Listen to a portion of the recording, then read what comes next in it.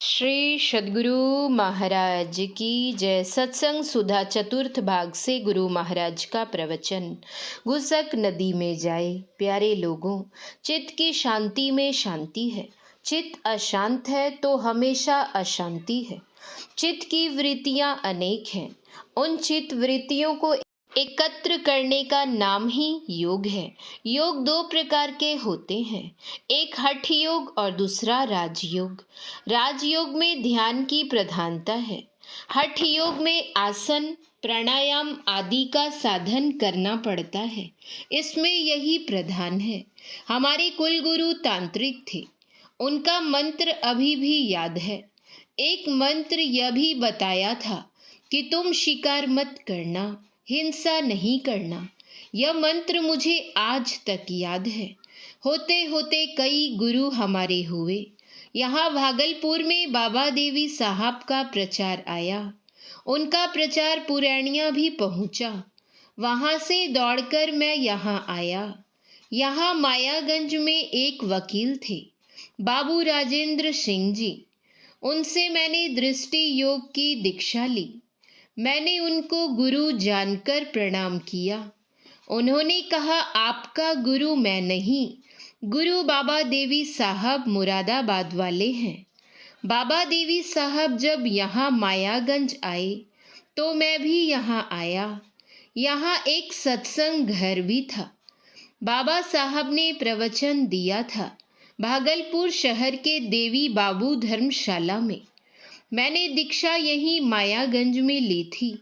बाबा साहब ने कहा था, ध्यान योग उत्तम है।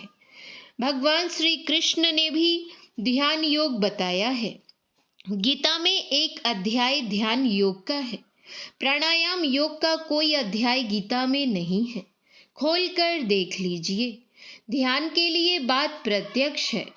कहते हैं ध्यान देकर सुनो। बच्चों को कहते हैं ध्यान देकर पढ़ो। बच्चा सयाना होता है तो लिखने के लिए सिखाया जाता है, रात में अंधकार में नहीं। बच्चा नहीं पूछता है कि अ क्यों कहूँ, क क्यों कहूँ। बच्चे में श्रद्धा होती है। इसी तरह जो श्रद्धाशील है उनको ज्ञान होता है। जो श्रद्धाशील नहीं है उसको कोटि जन्मों में भी ज्ञान नहीं होता। इसीलिए लोगों को श्रद्धाशील होना चाहिए। कोई तर्क नहीं कि इसको क क्यों कहें। तर्क करने वाले तर्क करते ही रहते हैं, असलियत को नहीं पाते हैं।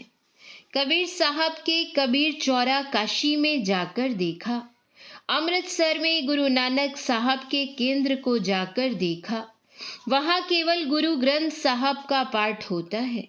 हमारे गुरु महाराज बाबा देवी साहब ने समझा कर कहा। समझाकर कहने से बहुत लोग समझते हैं। एक कथा कहता हूँ। नदी किनारे घर किया, कर्जा करी करी खाए। कर्जदार जब मांगन आवे, गुसक नदी में जाए। आपको बड़ी हंसी लगेगी। इस शरीर के अंदर में यह ऊपर का खोपड़ा एक भाग और नीचे से इसका मिलन, तब यह शरीर है। इससे इंगला और पिंगला की धारें हैं। इंगला और पिंगला के बीच सुषुम्ना है। सुषुम्ना के किनारे लोग रहें और हैं भी। यही कर्म करते हैं। कर्म का फल तो होता ही है। कर्म करते हैं तो कर्जा करते हैं। कर्म करना छोड़ दें तो कर्जा नहीं होगा।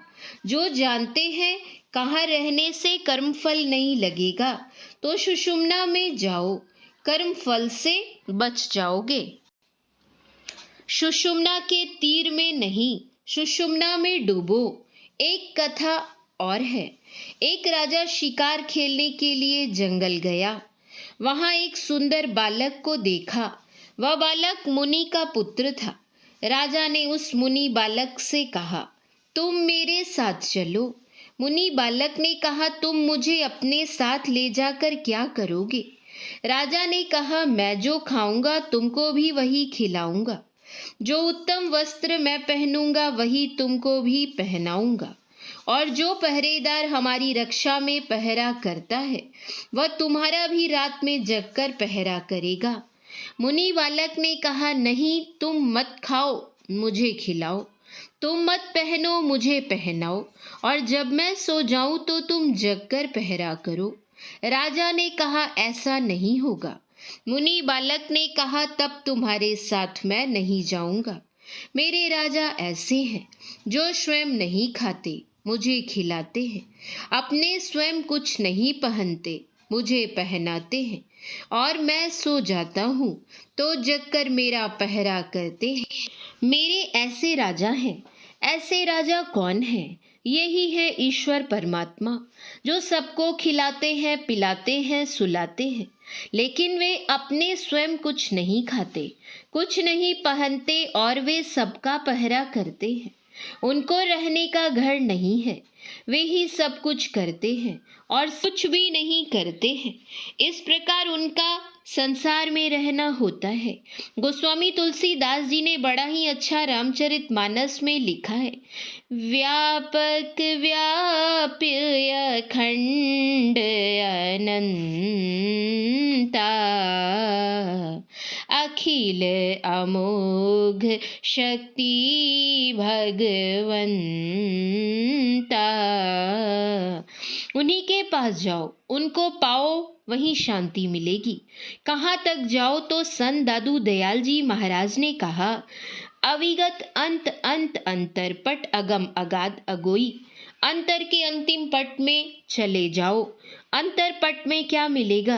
अंत करो तो वह मिलेगा जो अगम अगाध है और कहने में आने योग्य नहीं है। इसी को गोस्वामी तुलसीदास जी महाराज ने लिखा है, निरूपम न उपमायान, राम समान राम निगम कहे, जिमि कोटि सत खद्योत सम रवि, कहत अति लघुता लहे।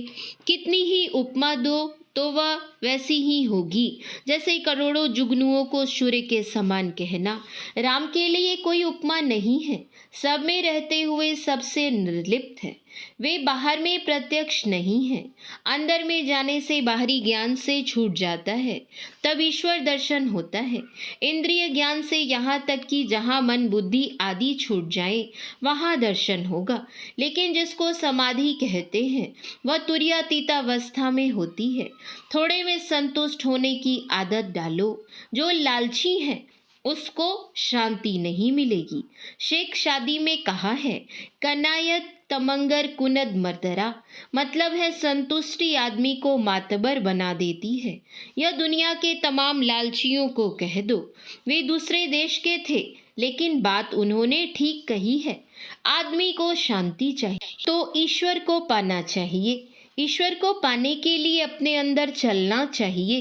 अंतर चलने के लिए देखना और सुनना होगा। इसलिए दृष्टि साधन और शब्द साधन कीजिए। गुरु नानक देव जी ने कहा, शब्द ततु बिरज संसार, शब्द निरालम अपर अपार, शब्द विचारी तरे बहु भेषा, नानक भेद न शब्द अलेसा, शब्द सुरति भया परगासा, सबको करे शब्द की आशा, पंखी पंखी स्यों नित राता, नानक शब्दे शब्द पछाता, हाट बाट शब्द का खेलू, बिनु शब्द क्यों होवे मेलू, सारी सृष्टि शब्द के पाछे, नानक शब्द घटे घटिया छे।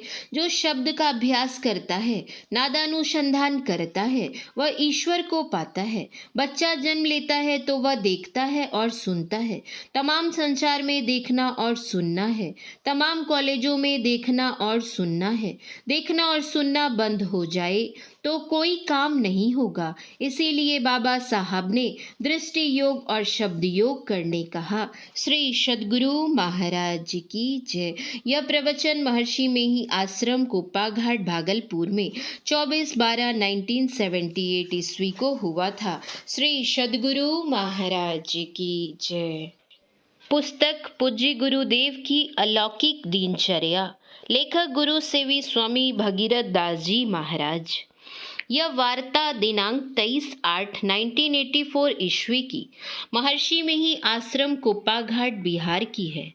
आज प्रातःकाल निवास में पूज्य गुरुदेव बोले, नारी नाही नाहरी करे नैन की चोट, कोई कोई साधु उबरे ले सतगुरु की ओट, कामी कुत्ता 30 दिन अंतर रहे उदास, कामी नर कुत्ता सदा छहरी तू 12 मास। एक स्त्री थी, वह बहुत बलवान थी।